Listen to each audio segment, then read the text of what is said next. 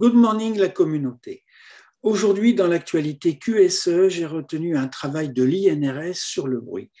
Le bruit est en effet le premier facteur de gêne au travail, alors il faut le réduire.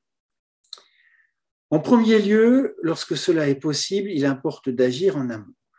Première action, travailler l'absorption par le haut avec des plafonds acoustiques.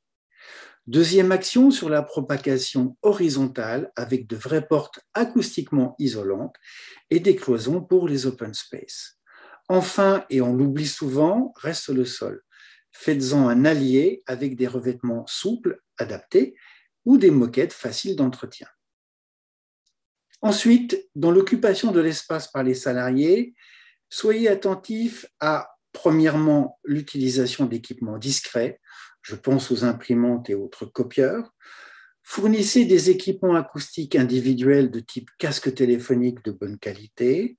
Restent enfin les îlots de bureau et là, utilisez de vraies cloisons acoustiques de séparation. Avec le personnel, vous serez intraitable sur la maîtrise du bruit. En déplaçant les activités bruyantes, je pense par exemple à la pause café, en créant des espaces toute discrétion, par exemple pour les conversations longues. Et puis, n'oubliez pas d'écouter les occupants des lieux, leur vécu peut vous être utile.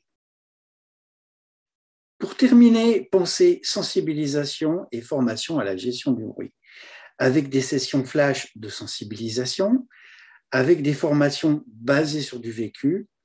Ces formations feront que chacun saura bien utiliser ses équipements, comme les casques, et donc les utilisera. Voilà, il ne me reste qu'à vous dire avec Good Day la communauté, et si vous voulez aller plus loin, rendez-vous sur le site de l'INRS.